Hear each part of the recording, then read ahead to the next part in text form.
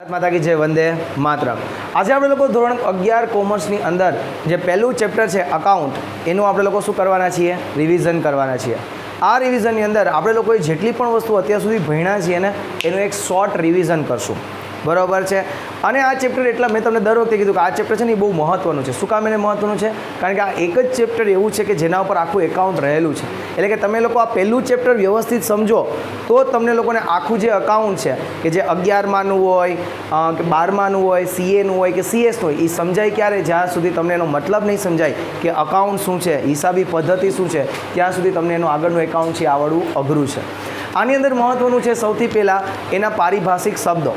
આપણે ઘણું બધું આપ્યું છે, જેમ કે આપણે લોકોએ ભણ્યા છીએ કે ભાઈ હિસાબી પદ્ધતિ છે એની વ્યાખ્યા શું છે।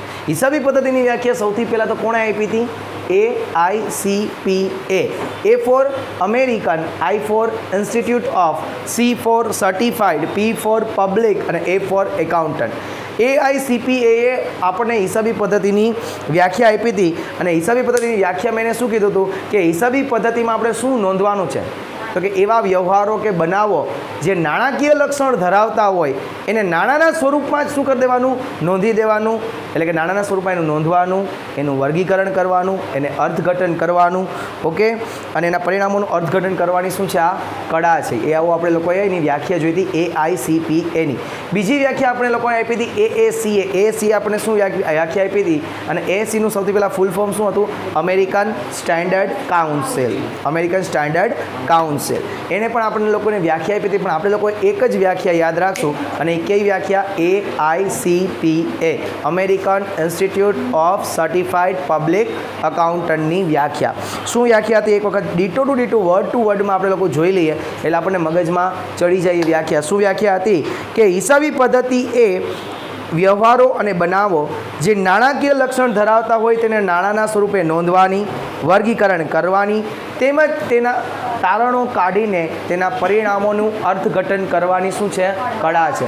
સૌથી પહેલાં સિમ્પલ શબ્દમાં સમજાવીએ કે ભાઈ અકાઉન્ટિંગ કરવું એટલે શું, હિસાબો લખવા એટલે શું? તો કે ભાઈ ધંધાના જે પણ કાંઈ વ્યવહાર છે એને તમે લોકો એક ચોપડામાં લખી નાખો, એને હિસાબો લેખા કહેવાય। જૂના જમાનાની વાત કરીએ એટલે કે જે જૂની આપણી કરિયાણાવાળા છે એ લોકો શું કરતા હતા? તો કે હિસાબો, માનો કે આપણે કાંઈ વસ્તુ લેવા જઈએ તો એ તરત જ એક લાલ પુઠ્ઠાવાળા ચોપડા હોય ને એમાં હિસાબો લખી નાખે। હવે આધુનિક થોડુંક આવી ગયું છે, તો આધુનિક આવ્યું તો એ લોકો શું કરે છે? તો કે પોતાના હિસાબો છે કેમાં લખે છે? કોમ્પ્યુટરમાં લખે છે। એટલે હિસાબો છે એ બે રીતના લખાય છે, કાં તો ચોપડામાં જૂની રીતથી અને કાં તો આપણે લોકો લખીએ છીએ કોમ્પ્યુટર ઉપર। હવે હિસાબી પદ્ધતિના લક્ષણો જો યાદ રાખજો, અહીંયા આપણે લોકોએ શેના લક્ષણ જોવાના છે? હિસાબી પદ્ધતિના લક્ષણો, બરાબર છે? એકાઉન્ટના લક્ષણો છે। સૌથી પહેલાં હિસાબી પદ્ધતિ છે એનું શું લક્ષણ છે? તો કે આપણને વ્યાખ્યા ઉપરથી ખબર પડી હતી કે આનું સૌથી પહેલું લક્ષણ કયું હતું? નાણાકીય લક્ષણ। સૌથી પહેલું લક્ષણ કયું છે? નાણાકીય। શું કામે? કારણ કે હિસાબોમાં જે પણ કાંઈ વિગતો લખવામાં આવે છે એ બધી કેવી સ્વરૂપ ધરાવતી હોય? નાણાકીય। અને એવા જ વ્યવહારો અને એવા જ બનાવો લખવામાં આવે છે કે જે નાણાકીય લક્ષણ ધરાવતા હોય। માનો કે જે લક્ષણ છે એ નાણાકીય લક્ષણ ધરાવતો નથી, જે વ્યવહાર નાણાકીય લક્ષણ ધરાવતો નથી એને હિસાબોમાં કોઈ દિવસ લખવામાં આવતા નથી। બીજું મહત્વનું લક્ષણ હતું કે નાણું છે એ માધ્યમ તરીકે આપણે લોકો ઉપયોગ કરીએ છીએ। માધ્યમ તરીકે એટલે શું? માનો કે મારી પાસે 10,000 કિલો કેમિકલ છે, એ હું કોકને 20,000માં વેચું તો એની પાસેથી મને 20,000 રૂપિયા મળે।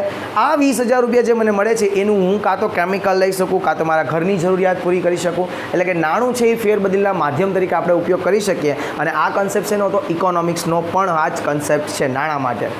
ત્રીજું, નાણાંનું આપણે લોકો છે આ એકાઉન્ટિંગ છે એનું આપણે લોકોએ શું કરવું પડે? તો કે વર્ગીકરણ કરવું પડે। એટલે કે જે દરેક વ્યવહારો છે એને આપણે લોકોએ શું કરવા પડશે? વર્ગીકરણ કરવું પડશે। વર્ગીકરણ એટલે શું? માનો કે ધંધામાં ઘણા વ્યવહાર બનતા હોય, જેમ કે રોકડના હોય અને ઉધારના હોય, શાખ ઉપર એ હોય, તો તમારે લોકોએ વર્ગીકરણ કરવું પડે કે ભાઈ રોકડ વ્યવહાર કયો છે ને ઉધાર વ્યવહાર કેટલો છે। માનો કે આપણે ખરીદી કરી, એક જ દિવસમાં 2 ખરીદી કરી, એક ખરીદી ઉધાર કરી છે, એક ખરીદી રોકડેથી કરી છે, તો તમારે લોકોએ અલગ કરવું પડશે કે ભાઈ રોકડ ખરીદી કહીને ઉધાર ખરીદી કઈ। એટલે અહીંયા તમારે લોકોએ શું કરવું પડશે? તો કે વ્યવહારોનું વર્ગીકરણ કરવું પડશે, એનું વિશ્લેષણ એનું આપણે લોકોએ ઉધાર જમાના નિયમોના આધારે કરવાનું છે। અને ઉધાર જમાના નિયમો છે આપણે લોકો ચેપ્ટર 3માં જોવાના છીએ, ચેપ્ટર 2માં જોવાના છીએ।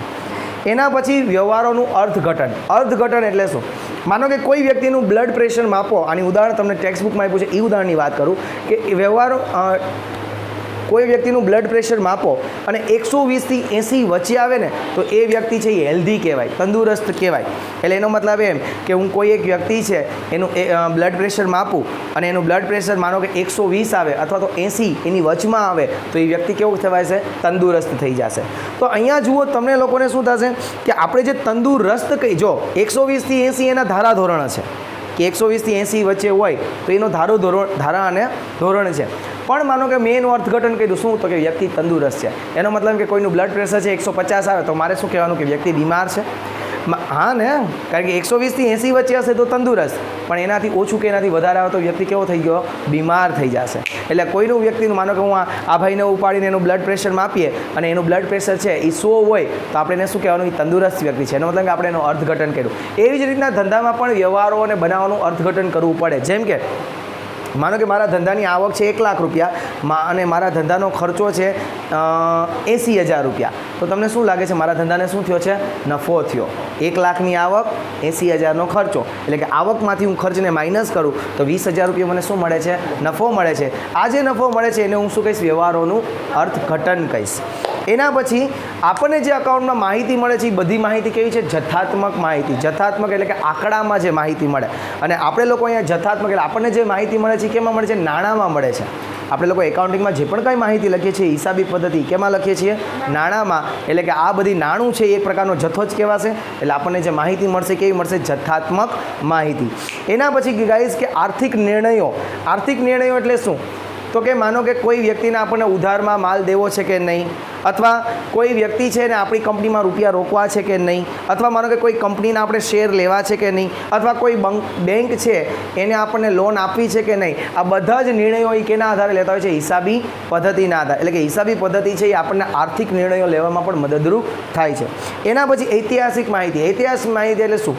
તો કે આપણે લોકો હિસાબી પદ્ધતિમાં તમામ વ્યવહારો લખીએ છીએ, તમામ બનાવો લખીએ છીએ. આ બધા બનાવો જ્યારે આપણે જોઈએ ત્યારે આપણને માહિતી મળી જાય. એટલે કે આપણે લોકોએ આજે જે વ્યવહાર લખીએ છીએ એ આવતીકાલે ચેક કરીએ તો આજનો જે દિવસ છે એ કેવો થઈ ગયો? ભૂતકાળ બની જાય છે. એટલે કે વ્યવહારો અને બનાવો છે એ ભૂતકાળ બની જતા હોય છે. વ્યવહારો અને બનાવોની જે માહિતી લખી હોય છે એ ભૂતકાળ બની જતી હોય છે. એટલે કે ભૂતકાળની કોઈ પણ માહિતી છે એ આપણે લોકો છે એ વર્તમાનમાં અથવા ભવિષ્યમાં મેળવી શકીએ છીએ. આ એક હિસાબી પદ્ધતિનું મહત્વનું લક્ષણ છે. એટલે કે હિસાબી પદ્ધતિના આપણે લક્ષણ લઈએ તો પહેલું લક્ષણ કયું હતું? નાણાકીય લક્ષણ. બીજું નાણાં ફેરબદલીના માધ્યમ તરીકે. ત્રીજું વ્યવહારોનું અર્થઘટન અને વ્યવહારોનું વર્ગીકરણ અને વિશ્લેષણ. એના પછી તો કે અર્થઘટન એનું વ્યવહારોનું. પછી તો કે જથ્થાત્મક માહિતી. એના પછી તો કે આર્થિક નિર્ણયો અને એના પછી ઐતિહાસિક માહિતી. ચાલો આપણે લોકો શું ક્વેશ્ચન ભણ્યા હતા? હિસાબી પદ્ધતિના લક્ષણ. શું હતું પહેલું લક્ષણ? નાણાકીય લક્ષણ. બીજું શું હતું? નાણું ફેરબદલીના માધ્યમ તરીકે. ત્રીજું વ્યવહારોનું વર્ગીકરણ વિશ્લેષણ. ચોથું વ્યવહારોનું અર્થઘટન. પાંચમું જથ્થાત્મક માહિતી. છઠ્ઠું આર્થિક નિર્ણયો. સાતમું ઐતિહાસિક માહિતી. ઓકે, આપણે વ્યાખ્યા હિસાબી પદ્ધતિની કોણે આપી હતી? AICPA. એનો A for American, I for institute of, C for certified, P for public, A for accountant. બરાબર છે? AICPA આપણને હિસાબી પદ્ધતિની વ્યાખ્યા આપી હતી. હિસાબી પદ્ધતિની આપણને વ્યાખ્યા શું આપી હતી? તો કે હિસાબી પદ્ધતિમાં એવા વ્યવહારો અને બનાવો કે જે નાણાકીય લક્ષણ ધરાવતો હોય એને નાણાંના સ્વરૂપમાં નોંધવાનું, એની વર્ગીકરણ કરવાનું, તેમજ તારણો કાઢીને એના પરિણામોનું અર્થઘટન કરવાની શું છે? કળા છે. ઓકે, એવી વ્યાખ્યા આપણને આપી હતી. બીજી વ્યાખ્યા આપણને કોણે આપી હતી? ASCA. ASCનું full form American standard council. આપણે લોકોએ શું ભણ્યા? હિસાબી પદ્ધતિના લક્ષણો. પહેલું લક્ષણ શું હતું? નાણાકીય લક્ષણ. બીજું નાણું ફેરબદલીના માધ્યમ તરીકે. ત્રીજું વ્યવહારોનું વર્ગીકરણ વિશ્લેષણ. ચોથું વ્યવહારોનું અર્થઘટન. પાંચમું જથ્થાત્મક માહિતી. છઠ્ઠું, સાતમું ઐતિહાસિક. આઈ હોપ સો કે આવડી ગયું. ઓકે, એના પછી આપણે લોકો એવરીવન કરવા જઈએ છીએ હિસાબી પદ્ધતિના હેતુઓ. તમે માનો કે હિસાબી પદ્ધતિ રાખો છો એટલે કે તમે લોકો અકાઉન્ટ લખો છો, બરાબર? તમે હિસાબો લખો છો તો સૌથી પહેલો તમારો હેતુ શું હોવો જોઈએ? શું હોવો જોઈએ? તો કે કાયમી નોંધનો. તમે લોકો છે દરેક વ્યવહારો લખો છો કાં તો ચોપડામાં લખો છો ને કાં તો કમ્પ્યુટરમાં લખો છો, એટલે એનો મતલબ કે તમારો લોકોનો હેતુ ક્લિયર છે. કયો હેતુ છે? કાયમી નોંધ રાખવાનો. તો સૌથી પહેલું ખબર પડી ગઈ. બીજું, તમે વ્યવહારોની અસર જાણી શકો. ધંધાકીય વ્યવહાર, તમે જે વ્યવહાર કરો છો એની ધંધાકીય વ્યવહારની તમામ અસરો છે એ તમે લોકો જાણી શકો છો. તો બીજો એનો શું છે? તો કે દરેક વ્યવહારની હિસાબી અસર જાણી શકો. એના પછી જે કોઈ અસર કરતા પરિબળો, એટલે કે તમારા ધંધાના વ્યવહાર, માનો કે તમને લોકોને નફો થયો, અથવા તો તમારી નફાકારકતા, અથવા તો તમારી આર્થિક સ્થિતિ, આ આર્થિક સ્થિતિ અથવા તો નફાકારકતાને કયા પરિબળો અસર કરે છે એ પણ. માનો કે તમે લોકોને નુકસાની ગઈ તો શું કારણે નુકસાની ગઈ. માનો કે તમે લોકો સદ્ધર છો એ તમારો ધંધો, તો શું કારણે સદ્ધર છે. એના કારણો છે, એના જે પરિબળો છે એ પણ તમે લોકો જાણી શકો છો. એટલે ત્રીજો ટોપિક હતો અસર કરતા પરિબળોની જાણકારી. એના પછી શું છે એવરીવન? તો કે કરવેરાની જવાબદારી નક્કી કરવા. માનો કે મેં તમને કીધું હતું કે તમારે ટેક્સ ભરવો હોય, કરવેરો ભરવો હોય તો કેના આધારે ભરી શકો? તમે ટેક્સ ભરવો હોય તો કેના આધારે? આવકના આધારે. આવક એટલે કે નફા ઉપર. નફો ગોતવો હોય તો તમારે લોકોએ શું લખવું પડે? ચોપડા બનાવવા પડે, અને આ ચોપડાની અંદર આવક માઇનસ ખર્ચો કરવો પડે. જો તમે આવક માઇનસ ખર્ચ કરો તો તમને નફો મળે, અને નફા ઉપર તમારે સરકારને શું દેવાનો હોય? ટેક્સ દેવાનો. એટલે કે કરવેરાની જવાબદારી છે એ પણ તમે લોકો કેના આધારે નક્કી કરી શકો? હિસાબી પદ્ધતિના આધારે.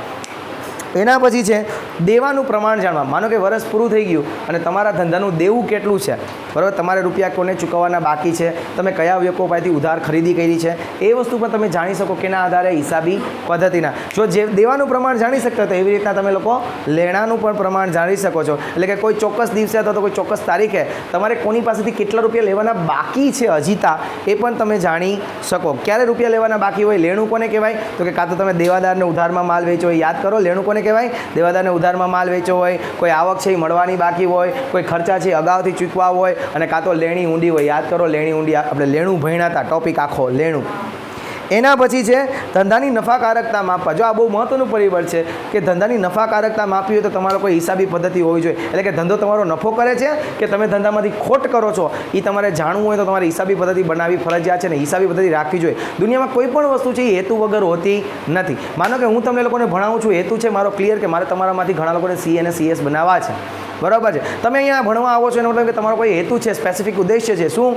તો કે ભાઈ અહીંયા આવીને કંઈક નવું શીખવું છે, બીજા કરતાં કંઈક અલગ શીખવું છે. ઓકે, હું અહીંયા રેકોર્ડિંગ કરી રહ્યો છું, કંઈક મારો હેતુ અલગ છે. શું? તો કે જ્યારે પણ તમે લોકો રિવિઝન કરવાનું વિચારો આ ચેપ્ટરને, ત્યારે યુટ્યુબમાં મારા વિડીયો જોઈ અને તમે લોકો આ ચેપ્ટરનું રિવિઝન કરી શકો. Okay everyone. એના પછી ધંધાની આર્થિક સ્થિતિ જાણવા. માનો કે તમે લોકો અકાઉન્ટ રાખશો તો તમે લોકો તમારા ધંધાની આર્થિક સ્થિતિ જાણી શકશો. આર્થિક સ્થિતિ એટલે શું?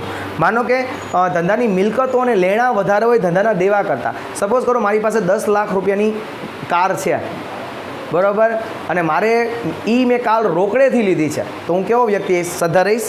10 લાખ રૂપિયાની કાર રોકડી લીધી, મેં કેવો વ્યક્તિ છું? સદ્ધર છું. પણ માનો કે 10 લાખ રૂપિયાની મેં કાર છે એ લોન ઉપર લીધી છે, અને મારે વ્યાજ સહિત 12 લાખ રૂપિયા ભરવાના છે. મિલકત મારી પાસે 10 લાખની છે, પણ મેં કાર કેટલાની, મારે વ્યાજ સહિત લોન કેટલાની ભરવાની છે? 12 લાખની. તમને શું લાગે છે? હું સદ્ધર કહેવાઈશ? નહીં. મારી આર્થિક સ્થિતિ સારી કહેવાશે? નહીં. કારણ કે મિલકત મારી પાસે 10 લાખની છે, એની સામે દેવું મારે 12 લાખ રૂપિયાનું છે, એટલે દેવું વધી જાય છે મારી મિલકતો કરતાં, તો હું નાદાર વ્યક્તિ થઈ જઈશ, બરાબર છે. એટલે કે મારી આર્થિક સ્થિતિ સારી નથી. પણ એ બધી ખબર ક્યાંથી પડે? તો કે એકાઉન્ટ આવાથી, હિસાબી પદ્ધતિના આધારે. શું કામ એને? કારણ કે હિસાબી પદ્ધતિમાં હું મારી મિલકતો લખીશ, મારા લેણા લખીશ, મારું દેવું, બધાના વ્યવહારો હું લખવાનો છું, અને એના આધારે મને ખબર પડશે કે ધંધાની આર્થિક સ્થિતિ કેવી છે. એના પછી ભૂલો અને છેતરપિંડી શોધવા અને રોકવા. માનો કે આ બહુ મહત્ત્વનો હેતુ છે કે માનો કે કોઈ ભૂલ થઈ હોય, કોઈ છેતરપિંડી થઈ હોય, અને એ જ ભૂલ અને એ જ છેતરપિંડી ભવિષ્યમાં ન થાય, બરાબર, આ જ આ ભૂલ છે એ ભવિષ્યમાં ન થાય, એ જો કરવું હોય તો તમારા લોકોએ એકાઉન્ટ રાખવા ફરજિયાત છે. તો આઈ હોપ સો કે તમને લોકોને હેતુ ખબર પડી ગઈ. પહેલો હેતુ શું હતો? કાયમી નોંધ રાખવા. બીજું તો કે દરેક વ્યવહારની હિસાબી અસર જાણવા. ત્રીજું અસર કરતા પરિબળોની જાણકારી. ચોથું સરકારી કરવેરા નક્કી કરવા. પાંચમું દેવાનું પ્રમાણ. છઠ્ઠું લેણાનું પ્રમાણ. સાતમું નફાકારકતા. આઠમું આર્થિક સ્થિતિ.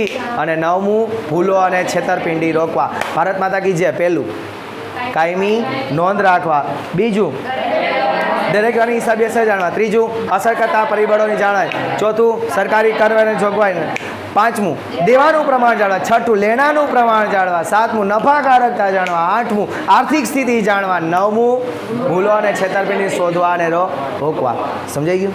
ભારત માતા કી જય. પહેલું કાયમી નોંધ રાખ.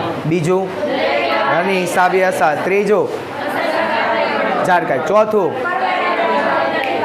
પાંચમું દેવાનું પ્રમાણ, છઠ્ઠું લેણાનું પ્રમાણ, સાતમું નફાકારકતા, આઠમું આર્થિક સ્થિતિ, નવમું શોધવા. શું ભણ્યા આપણે લોકો? કયો ક્વેશ્ચન હતો? શેના હેતુ હતા? ઓકે, હિસાબી પદ્ધતિની વ્યાખ્યા કોને આપી હતી? AICP. A for American, I for Institute of, C for Certified, P for Public, A for Accountant. Clear? AICPA. શું વ્યાખ્યા આપી હતી? હિસાબી પદ્ધતિ એવા વ્યવહારો અને બનાવો કે જે નાણાકીય લક્ષણ ધરાવતા હોય એને નાણાકીય સ્વરૂપમાં નોંધવાની, એનું વર્ગીકરણ કરવાની, એના તારણો કાઢીને એના પરિણામોનું અર્થઘટન કરવાની કળા છે. ભારત માતા કી આવડું બધાને? ઓકે, એના પછીનો ક્વેશ્ચન આપણે લોકો શું બેઠા હતા? લક્ષણ. હિસાબી પદ્ધતિના લક્ષણ શું છે? પહેલું લક્ષણ નાણાકીય લક્ષણ, બીજું નાણું ફેરબદલીના માધ્યમ તરીકે, ત્રીજું વ્યવહારોનું અર્થઘટન વિશ્લેષણ, ચોથું વ્યવહારોનું અર્થઘટન, પાંચમું જથ્થાત્મક માહિતી, છઠ્ઠું આર્થિક નિર્ણયો, સાતમું ઐતિહાસિક માહિતી. ઓકે, હિસાબી પદ્ધતિના હેતુઓ. પહેલું, બીજું હિસાબી અસર, ત્રીજું જાણકાર, ચોથું પાંચમું દેવાનું પ્રમાણ, છઠ્ઠું લેણાનું પ્રમાણ, સાતમું નફાકારકતા, આઠમું આર્થિક સ્થિતિ, નવમું ભૂલો અને છેતરપિંડી શોધવા અને રોકવા. Clear everyone? Okay, that's great. એના પછી હિસાબી પદ્ધતિના ફાયદા. હવે માનો કે હિસાબી પદ્ધતિ તમે રાખો છો તો તમને એના કંઈક ફાયદા તો થશે ને. તમે માનો કે એકાઉન્ટિંગ લખો છો તો તમને એનો ફાયદો તો થશે ને. સૌથી પહેલો ફાયદો છે, કોમન ફાયદો, કે હિસાબી પદ્ધતિની માહિતીની ઉપલબ્ધતા. તમે જ્યારે માહિતી જોઈએ ત્યારે તમને ઇન્સ્ટન્ટ જરૂર હોય. માનો કે અહીંયા ઉદાહરણ આપ્યું છે કે કોઈ વ્યક્તિને બેંકમાંથી લોન લેવી છે અને એ ધંધાના માલિકને બેંકમાંથી લોન લેવી છે અને એ લોન લેવા માટે એ શું કરે છે તો કે પોતાના હિસાબો છે એને બેંકમાં ઇન્સ્ટન્ટ રજૂ કરવા પડે છે. અને જ્યારે તરત જ રજૂ કરવા પડે એટલે કે જો એની પાસે માહિતી તરત જ હોય તો એ બેંકને તરત રજૂ કરી અને પોતે છે એ બેંકમાંથી લોન મેળવી શકે. એટલે કે માહિતીની ઉપલબ્ધતા, એટલે કે માહિતી છે એ તમને લોકોને તરત મળી જાય. એટલે કે પહેલી છે હિસાબી માહિતીની ઉપલબ્ધતા, એ ફાયદો છે. બીજો, નફાકારકતા જાણવા. એના માટે મારે કંઈ કહેવાની જરૂર છે કે તમે લોકો હિસાબો રાખો તો તમે લોકોને નફાકારકતા એટલે કે ધંધો નફો કરે છે કે ધંધો નુકસાન કરે છે એની માહિતી તરત મળી જાય છે. ત્રીજું, આર્થિક સ્થિતિ જાણવા. એ માં તમને કંઈ કહેવાની જરૂર નથી કારણ કે હેતુઓમાં ઓલરેડી આવી ગયું છે કે ધંધો સદ્ધર છે કે ધંધો નાદાર છે, એટલે કે ધંધાનું આર્થિક સ્થિતિ સારી છે કે ધંધાની આર્થિક સ્થિતિ ખરાબ છે, કેના આધારે કરી શકાય આપણે લોકો? હિસાબી પદ્ધતિ એટલે કે એકાઉન્ટ્સના આધારે. એના પછી જે કરવેરાનો આયોજન, એના વિશે પર કંઈ કહેવાની જરૂર નથી કારણ કે હેતુમાં ઓલરેડી આવી ગયું છે કે કરવેરા, જો તમારે સરકારને કરવેરો કરવું હોય, કરવેરો ભરવો હોય તો એનું આયોજન છે એ ઓલરેડી લોકો તમે કેના આધારે કરી શકો? હિસાબી પદ્ધતિના આધારે. એના પછી એવરીવન, ધંધાનું મૂલ્યાંકન અહીંથી સમજાવું છું. માનો કે ધંધો જ્યારે વેચવો હોય તો ધંધાની આખી વેચાણ કિંમત નક્કી કરવી પડે. અને એ વેચાણ કિંમત છે કેના આધારે નક્કી થાય તો કે મારા ધંધામાં કેટલી મિલકત છે અને મારા ધંધામાં કેટલા દેવા છે. એટલે એનો મતલબ એવો થયો કે હું મિલકતનો બધો સરવાળો કરું પછી હું મારી વેચાણ કિંમત નક્કી કરીશ. ઓકે, તો મેં જો હિસાબો રાખ્યા હોય તો એમાં મેં લખ્યું કે ભાઈ કઈ મિલકત મેં કેટલા રૂપિયાની લીધેલી છે, જેથી કરીને જ્યારે પણ હું ધંધો વેચું ત્યારે હું ધંધાનું મૂલ્યાંકન કરી શકું કે આ મારો ચાલુ ધંધો હું જો કોઈને વેચું, માનો કે એમ્બિશન એકેડમી ચાલુ છે અને એ કોઈને વેચવું છે ચાલુ ધંધો, તો એ કેટલા રૂપિયા કિંમતમાં વેચવો જોઈએ એ પણ આપણને ખબર ક્યાંથી પડે? એકાઉન્ટિંગની મદદથી ખબર પડશે. એના પછી છે એવરીવન નિર્ણય ઘડતર. નિર્ણય ઘડતર માટે આપણે લોકો આર્થિક જે નિર્ણયનો ટોપિક છે એ સેમ ટોપિક અહીંયા છે. એટલે કે માનો કે ધંધામાં ઘણી વખતે જે ઉધાર માલની ખરીદી કરવામાં આવતી હોય તો સામેવાળો વ્યક્તિ ઉધાર માલ આપણને આપશે કે કેમ, અથવા માનો કે કોઈ વ્યક્તિ છે કોઈ કંપનીના શેરમાં રોકાણ કરવું કે કેમ, અથવા તો પોતે રોકેલા રૂપિયા છે એ સાચા છે કે ખોટા છે એ બધું જાણી શકે કેના આધારે? એકાઉન્ટિંગના આધારે, કારણ કે કંપનીએ પોતાના વાર્ષિક હિસાબો રજૂ કરવા ફરજિયાત છે. એના પછી પુરાવા તરીકે મેં તમને કીધું હતું કે ઘણી વખતે કોઈ વસ્તુના કોઈ વિવાદ ઊભો થઈ જાય તો એ વિવાદના પુરાવા તરીકે તમે લોકો છે એ એકાઉન્ટિંગ હોય કરેલું તો તમે એ રજૂ કરી શકો. એના પછી જે ભૂતકાળની કામગીરી સાથે તુલના, એટલે કે તમે લોકો કોઈ તમારી જે કામગીરી છે, તમારે જે આ વર્ષનો નફો છે એને ભૂતકાળના નફા સાથે તુલના કરી શકો. આ વખતે કોરોના છે એટલે નફો ઓછો હશે, 2 વર્ષ પહેલાંનો નફો જુઓ એમ્બિશન એકેડમીનો તો એ હાઈ હશે. તો એટલે કે તમે લોકો ભૂતકાળની જે માહિતી છે, ભૂતકાળના જે નફાકારકતા છે, ભૂતકાળની જે આર્થિક સ્થિતિ છે એની સાથે તમે લોકો શું કરી શકો છો? તુલના કરી શકો છો. ભારત માતા કી જય. નૈતિક અંકુશ. નૈતિક અંકુશ એટલે શું તો કે કર્મચારીઓ કોઈ પણ માલ બઠાવી જાય નહીં. કારણ ક્યાંથી બઠાવી જાય? માનો કે મને એમ થયું કે આજે ઘરે છે ને એક ખુરશી આપણે ઓછી છે અહીંયા પડી અને બઠાવતા જઈએ તો આ લોકોને તરત ખબર પડી જશે કારણ કે એકાઉન્ટમાં લખેલું હોય કે એને લોકોએ કેટલી ખુરશી લીધેલી છે. બરાબર. એટલે કોઈ બઠવતા પહેલાં વિચાર કરશે કે ઓહો ઓલાએ લખેલું છે, ખબર પડી જાય તો આપણી આણાઈ જાય. એટલે કે કર્મચારીઓ નૈતિકતા પર શું રાખવું પડે છે ગાઈસ? અંકુશ હિસાબી પદ્ધતિ રાખતી હોય છે. એના પછી સુધારાત્મક પગલાં, એટલે કે માનો કે મારાથી કોઈ ભૂલ થઈ ગઈ, એટલે સંચાલકો દ્વારા કોઈ નિર્ણયો ભૂતકાળમાં લેવાઈ ગયા હોય જેને કારણે ધંધાને નુકસાન થયું હોય અને હવે ભવિષ્યમાં એ પાછું નુકસાન ન જાય, બરાબર છે, તો એના માટે એ લોકો એકાઉન્ટિંગના આધારે સુધારાત્મક પગલાં લેતા હોય છે. Okay everyone. તો આપણે લોકો કયો ટોપિક ભણ્યા? શું ભણ્યા? પદ્ધતિના ફાયદા, હિસાબી પદ્ધતિના ફાયદા. 4-5 ફાયદા તો એમને આપણને ઓલાના આધારે જ ખબર પડી. પહેલું તો કે માહિતીની ઉપલબ્ધતા, નફાકારકતા, આર્થિક સ્થિતિ, કરવેરાનું આયોજન, ધંધાનું મૂલ્યાંકન, બરાબર. આવા ટોપિક તો આપણને ખબર પડી. નિર્ણય ઘડતર આપણને ખબર પડી જાય, બરાબર છે. નૈતિક અંકુશ ડાયરેક્ટ ખબર પડી જાય આપણને લોકોને. પછી તો કે સુધારાત્મક પગલાં આપણને લોકોને ખબર પડી જાય, પુરાવા તરીકે અને ભૂતકાળની કામગીરી સાથે તુલના. ઓકે એવરીવન, યાદ રહ્યું બધાને? ચલો પહેલું માહિતીની ઉપલબ્ધતા, એટલે કે જ્યારે જોઈશે ત્યારે માહિતી મળી જશે. નફાકારકતા, આર્થિક સ્થિતિ, કરવેરાનું આયોજન. આ 4 ટોપિક તો એમને ભારત માતા કી જય એમને ખબર આવડી જાય આપણે લોકોને. ધંધો વેચવો હોય તો ધંધાનું શું કરવું પડે? મૂલ્યાંકન આપણે લોકો કાઢી શકીએ. પછી તો કે નિર્ણય ઘડતરમાં આ વસ્તુ કામ આવવાની છે. પછી પુરાવા તરીકે રજૂ કરી શકીએ આપણે લોકો. પછી ભૂતકાળની કામગીરી સાથે તુલના કરી શકીએ. પછી કોઈ માણસ ચોરે નહીં એના માટે નૈતિકતા ઉપર અંકુશ. અને હવે આપણા નિર્ણયો ખોટા ન થાય એના માટે આપણે લોકો સુધારાત્મક પગલાં. ભારત માતા કી જય. પહેલું માહિતીની ઉપલબ્ધતા, નફાકારકતા, આર્થિક સ્થિતિ, કરવેરાનું આયોજન. એટલી ખબર પડી જાય. ધંધો આપણે વેચીએ તો ધંધાનું શું કરવું પડે? મૂલ્યાંકન. પછી એના પરથી આપણે આર્થિક નિર્ણયો લઈ શકીએ. પછી પુરાવા તરીકે રજૂ કરી શકીએ. ભૂતકાળ સાથે કમ્પેરિઝન એટલે કે તુલના કરી શકીએ આપણે લોકો ભૂતકાળની કામગીરી સાથે. પછી તો કે કર્મચારી નૈતિકતા ઉપર અંકુશ રાખી શકીએ. અને એના પછી આપણે લોકો શું કરી શકીએ? સુધારાત્મક પગલાં. આપણે લોકો કયો ટોપિક ભણ્યા? હિસાબી પદ્ધતિના ફાયદા. શું ફાયદો હતો પેલો? હિસાબી માહિતીની ઉપલબ્ધતા, પછી નફાકારકતા, પછી આર્થિક સ્થિતિ, પછી આયોજન, પછી ધંધાનું મૂલ્યાંકન, પછી નિર્ણય ઘડતર, પછી પુરાવા તરીકે, પછી ભૂતકાળની કામગીરી સાથે તુલના કરી શકે, પછી નૈતિકતા પર અંકુશ રાખી શકે. પછી ક્લિયર? શ્યોર? ઓકે. ભારત માતા કી જય. હાલો એના પછી આપણે લોકો હિસાબી પદ્ધતિની મર્યાદા શીખીએ છીએ. હિસાબી પદ્ધતિની સૌથી પહેલી મર્યાદા એ છે કે બિન નાણાકીય વ્યવહારો મહત્ત્વના હોવા છતાં નોંધવામાં આવતા નથી. જેમ કે આપણે લોકોએ કેટલાની મિલકત લીધી એ લખશું, પણ આપણો જે કર્મચારી છે કેટલો વફાદાર છે એ આપણે લોકો લખતા નથી. કારણ કે કયા કર્મચારી, કયા કાર્યક્ષમ કર્મચારીને કારણે આપણો ધંધો આગળ આવ્યો છે એ કોઈ લખતા નથી. મહત્ત્વનું છે, ધંધા માટે બહુ મહત્ત્વનું પરિબળ છે, છતાં આપણે એને લખતા નથી. એટલે કે બિન રોકડ જે બિન નાણાકીય વ્યવહારો છે એની કોઈ દિવસ હિસાબી ચોપડામાં નોંધ કરવામાં આવતી નથી. ઓકે. એના પછી છે નાણાંનું સ્થિર મૂલ્ય. યાદ કરો, મેં તમને કીધું હતું કે નાણાંનું સ્થિર મૂલ્ય તે શું? તો કે આપણે છે આ લોકો એવું ધારવામાં આવે છે કે નાણું છે એ કોઈનું મૂલ્ય બદલતું નથી. માનો કે 10 વર્ષ પહેલાં મેં કોઈ આ પંખો લીધો તો 1500 રૂપિયાનો, બરાબર છે. 10 વર્ષ ત્યાં સાહેબ છે એ 150 રૂપિયા બચાવતા જાય છે. એને એમ છે કે આ પંખો 10 વર્ષ સુધી ચાલશે. એટલે સાહેબે ભેગા કેટલા કર્યા હોય? 1500 રૂપિયા. સાહેબે ભેગા કેટલા કર્યા હોય? 1500 રૂપિયા. દર વર્ષે 150 રૂપિયા સાઈડમાં રાખતા હતા. એને એમ લાગતું હતું કે હવે પછી જ્યારે મારો પંખો બદલાવાનો થશે ત્યારે કેટલાનો આવશે? 1500નો જ આવશે. સાહેબ પાછા દુકાનવાળા ઇલેક્ટ્રિકવાળાને ગયા. ઇલેક્ટ્રિકવાળાને કે આલે ભાઈ 1500 રૂપિયા મને પંખો આપ. ઇલેક્ટ્રિકવાળો કે શું સાહેબ તમે ગાંડા થઈ ગયા છો? આજે તમે ભાવ વધારો તો જુઓ. આ પંખાની કિંમત 1500 રૂપિયા નહીં, આ પંખાની કિંમત કેટલી છે? ભારત માતા કી જે 3000 રૂપિયા છે. જોતો હોય તો લઈ જાઓ, બાકી નીકળો. સમજાણો તમે? પંખાની કિંમત કેટલી છે? 3000. પણ સાહેબ શું સમજતા હતા કે પંખાની કિંમત કેટલી રહી છે? 1500 રૂપિયા જશે. કારણ કે ભૂતકાળમાં આ પંખો જ્યારે 10 વર્ષ પહેલાં લીધો હતો ત્યારે 1500નો લીધો. એટલે કે એકાઉન્ટ પણ એવું જ ધારે છે. એકાઉન્ટ એ જ સમજે છે કે નાણાંનું મૂલ્ય છે હંમેશા કેવું રહે છે? સ્થિર રહે છે, એ કોઈ દિવસ બદલતું નથી. એવું એકાઉન્ટ સમજે છે. પહેલું શું એકાઉન્ટ મર્યાદા હતી? તો કે બિન નાણાકીય વ્યવહારો મહત્ત્વના હોવા છતાં નોંધ કરવામાં આવતી નથી. બીજું શું હતું? નાણાંનું મૂલ્ય કેવું રહે છે? આ લોકો સ્થિર રહે છે. ત્રીજું ઐતિહાસિક વ્યવહારોને બનાવો. આની અંદર જે નોંધવામાં આવે છે ઐતિહાસિક બનાવો અને વ્યવહારો નોંધવામાં આવે છે એ કંઈ ભવિષ્ય બતાવતું નથી. જો જ બતાવે ને કંઈ ભવિષ્ય બતાવે તો બાકી ભવિષ્યવાણી ન બની જાય એવરીવન. એટલે કોઈ દિવસ ભવિષ્ય ન બતાવે. એ શું બતાવે? ખાલી ભૂતકાળના વ્યવહારો અને ભૂતકાળના બનાવો જ બતાવે છે. ચોથું એવરીવન બજાર કિંમતની અવગણના. માનો કે મેં તમને કીધું હતું કે મેં 10 વર્ષ પહેલાં કોઈ એક જમીન છે એ 50,000 રૂપિયાની લીધી હોય અને મેં મારા ચોપડામાં લખ્યું હોય કે જમીન વાડલા ફાટકે 50,000 રૂપિયાની છે. અને હવે આ 10 વર્ષ પછી હું આજે જોઉં છું ને તો મારા ચોપડામાં એ જમીનની કિંમત કેટલી દેખાય છે? 50,000 જ. પણ હું એને ખરેખર જો માર્કેટમાં વેચવા જાઉં ને તો એ 50 કરોડ રૂપિયાની જમીન હોય. એટલે એનો મતલબ કે હિસાબોમાં કોઈ દિવસ આપણે લોકોએ માર્કેટ કિંમત એટલે કે બજાર કિંમતને ધ્યાનમાં લેતા નથી એવરીવન.